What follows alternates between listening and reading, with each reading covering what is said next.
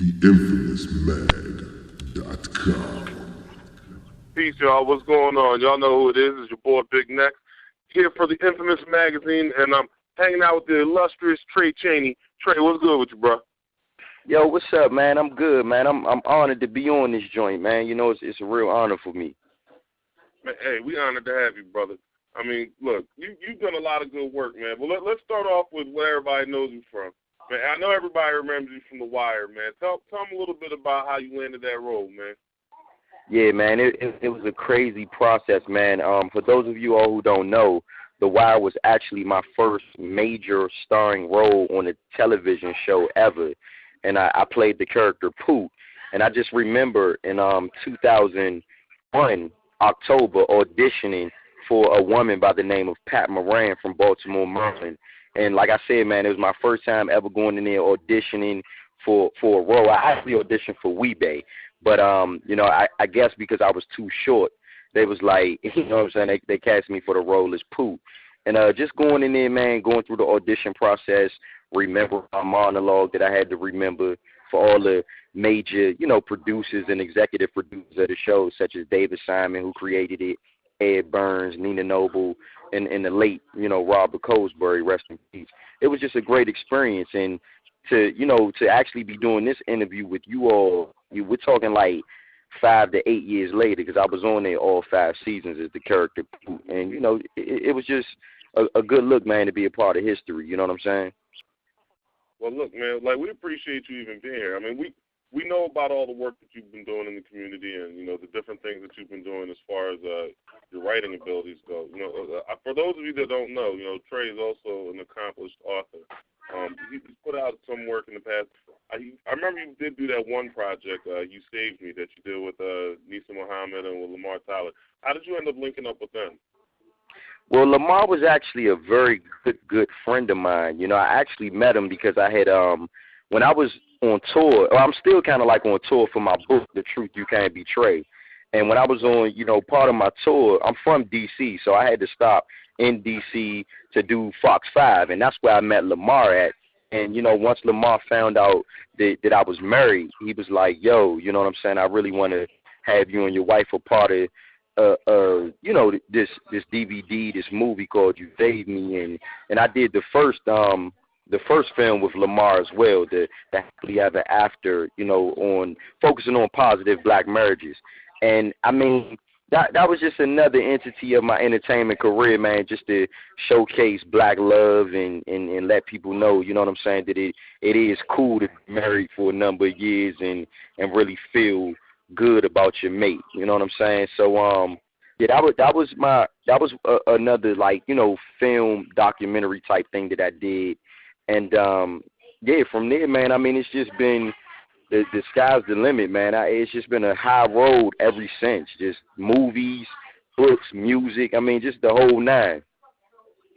You know, and I see you're working, man. I see you're working. You know, I checked it out. I saw that you had that film come out, The Street, the one that you did with Gilly and Amelia Sparks and Meek Mill. How did you end up getting plugged into that project? Charlie Mack. Y'all know Charlie Mack, man, who Charlie is known, man. Charlie, he has a real great relationship with Will Smith, and Charlie's actually been following my career for a number of years since I've been on The Wire.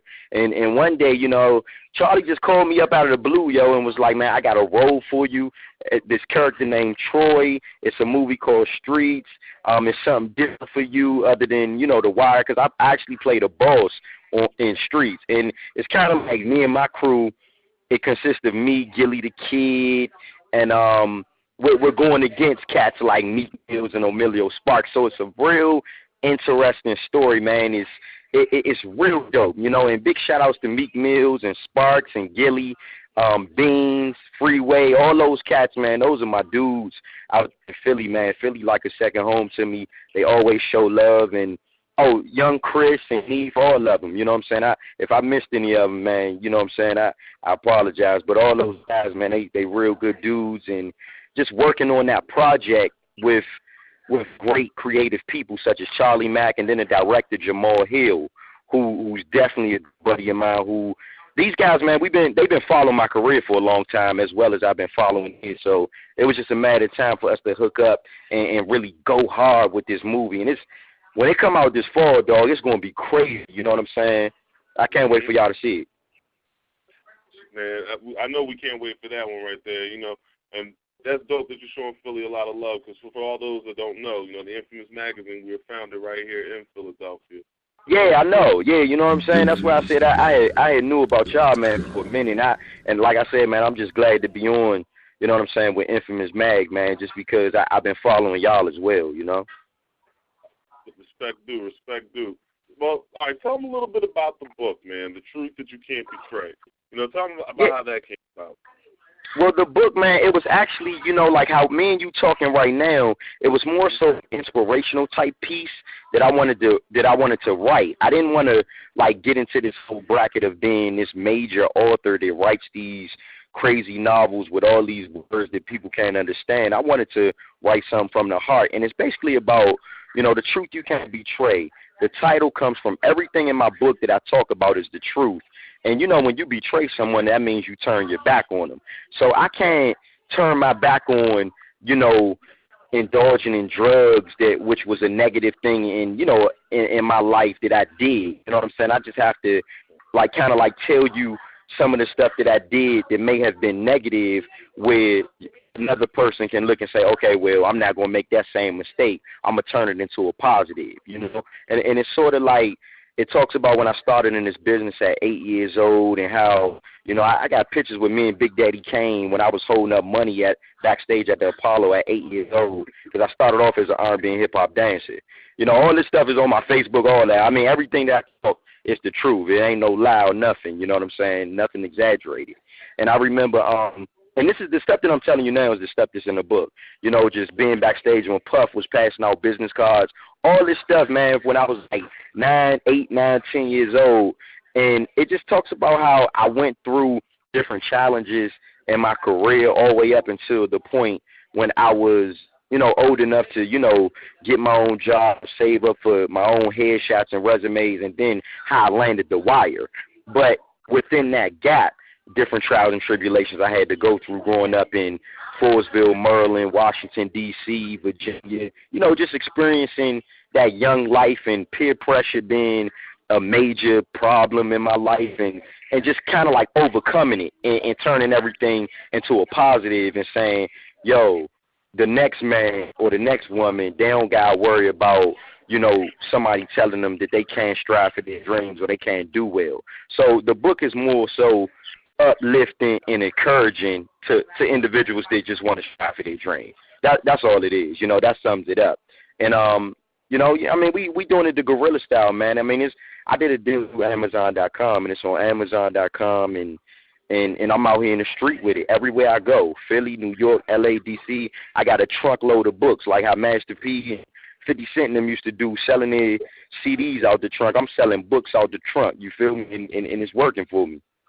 I could dig that. Well, shoot, definitely got to link up with us next time you're swinging through Philly, or we got to swing through one of your events and see what's going on down there and throw a little support your way. But no doubt. Going in a little bit deeper, man. Now, you touched on the fact that you used to be a dancer for hip hop and R&B bands. You grew up right in the era, man. You're from the essence, man. You're one of the few, you know, actors out there that also came from the same, you know, hip hop upbringing as a lot of the writers out there that, you know, read our magazine and that, you know, come to our website. You know, right. What was your take on Graff back then, and what do you see on it now? You know, now that you're older and you've seen it evolve. Yeah. I mean, like I said, man, like, he's 8 years old, man, when cats like Special Ed and Kool Moe Dee and Big Daddy Kane, and when Busta Rhymes was rocking with Leaders in New School, that was like real hip-hop music. You know what I'm saying? These guys, they were really, like, putting these stories together, and they were really talking about something. And, I mean, even, I was a youngster, man, but even guys like Dougie Fresh and Slick Rick, I mean, all this stuff was like classic music. So, I grew up listening to that. You know what I'm saying? I was born in the early 80s, so it's like, yo, I mean, you peep different artists that came out. And I remember when cats like Kwame used to come out, and it wasn't just about an artist running around from side to side on stage. They had like full bands, full dancers, and everything. So that's kind of like the element that I come from. And, now, today, you see, cats coming out and they got like a little song, they got to dance to it, and things like that. And that's not knocking them because that's their thing. And times have changed. If a person can accept that the time has changed and this is the way the era is now, then it's acceptable. You know what I'm saying? But at the same time, like even with me, I do music too. You know what I'm saying? I'm a hip hop artist as well. Got a mixtape out called Jack of All Trades, and I think this mixtape is just pulling from that old era where people was making real life songs, and when you listen to a song, you could really follow it and you could relate to it in some type of way. And that's kind of like where I'm at now with the whole hip hop era. I mean, I love music. You know what I'm saying? Not just hip hop. R&B, jazz, rock, I mean everything, you know what I'm saying? I'm a fan of music, period, so I just love listening to different things, man. I can dig that shit, man. I was just checking out the track list on that one that you dropped, the Jack of All Trades joint. And yeah. That's dope. You got a track in with Jackie O. How did you end up linking up with Jackie O for that joint? Well, a publisher's by the name of Cyrus Webb, he's a good buddy of mine or whatever, and he was doing some stuff with Jackie O. And once we linked up, started really, we did a literacy campaign together because I got the book out, and every time I'm on tour, like my publicist Cyrus Webb, he was like, yo, I represent Jackie, and since y'all doing this book tour together, I know both of y'all do music, so that was kind of like the connection. So she had that record called I Wish. And it was produced by a cat from Florida, you know what I'm saying? That I forgot his name, whatever, but it's produced by this up-and-coming cat from Florida. And I mean, once she sent me the track, because I don't think she really knew how serious I took music, you know what I'm saying? Once she sent me the track and I sent it back, they didn't even know it was me. They was like, yo, you sound like this is, I mean, you've been doing it for a minute, which I have, but anybody that watches The Wire, they like, nah, he don't really, he don't rap, he an actor. Because you know how hard it is sometimes for actors to turn into MCs. But with me, I put 100% into everything I do. So it's like with me. I'm going to interrupt you on that one, and I'm going to just say this.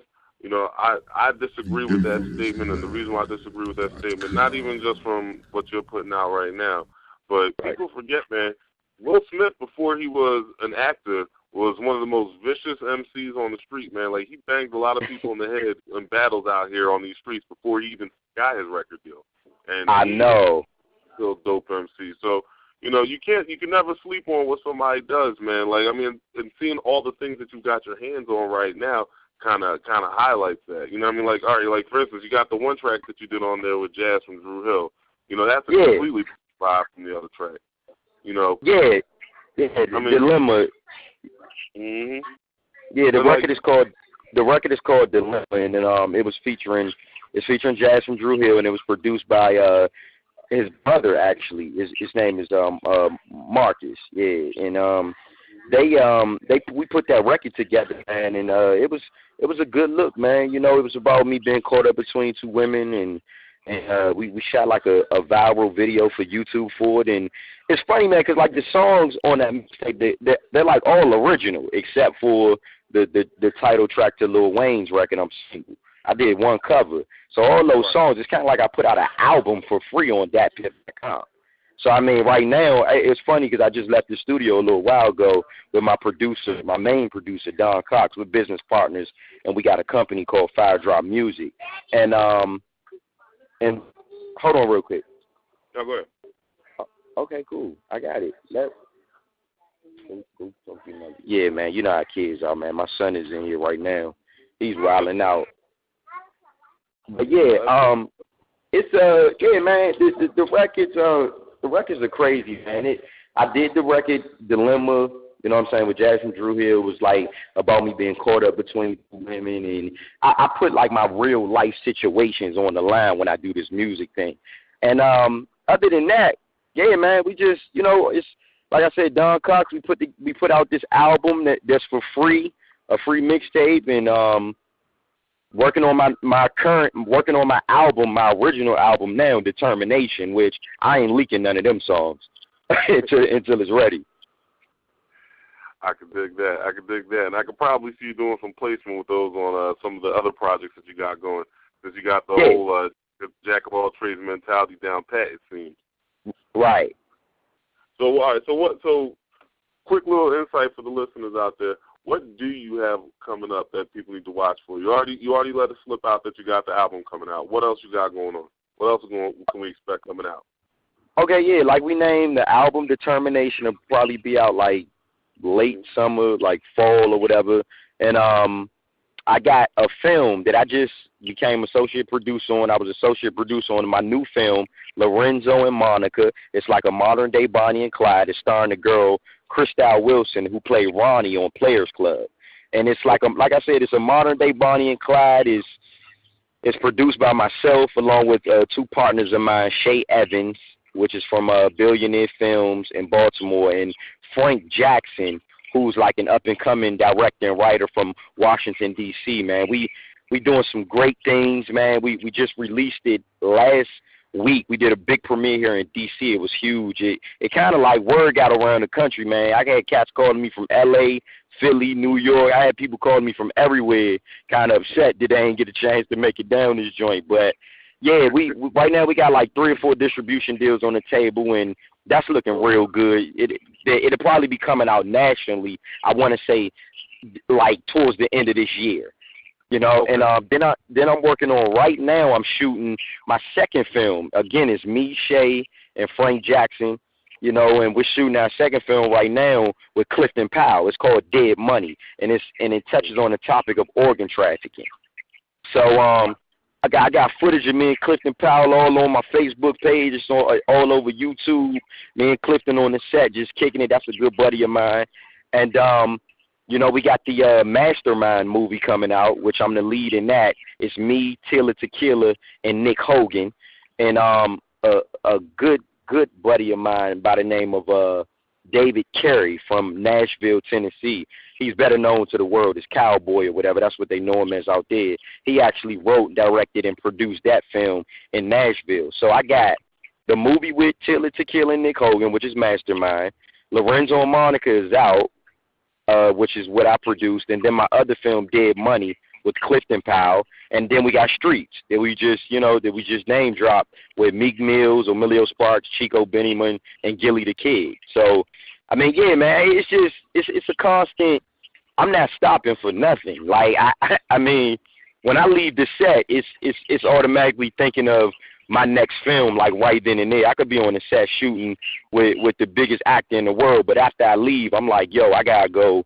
I don't care if I'm doing a hood movie. I don't care what I'm doing. You know what I'm saying? As long as that work is coming in and I'm able to provide for the family, I'm good. I could dig that, and I could definitely respect that. Well, shoot, man, I ain't gonna hold you up too much, man. We definitely appreciate you making time to chop it up with us. You want to leave our listeners with any final thoughts, bro? Just, you know, really, man, strive for your dream, man, and it's about consistency. Like you gotta be consistent with this entertainment business. That's what I learned. I mean, it's like things that you want to do in your life, you got to speak it into existence. And I think I did that at an early age, at 8 years old. I mean, it's all over YouTube. I was saying what I wanted to be at 8 years old, and now I'm looking, you know, later on down the line, and I'm still out here trying to be that go-getter and that positive motivator to really, you know what I'm saying, help people out, man, and let them know that it's another way out. You know what I'm saying? And yeah, man, it's just I'm gonna do this till I die, man. This is forever for me. The music, movies, books. We actually talk. I got a couple plays that I'm about to do. Big shout out to my man Cash Goings out there in Philly. You know what I mean? His play 6 Degrees. So, you know, I'll probably be making a couple trips out Philly very soon.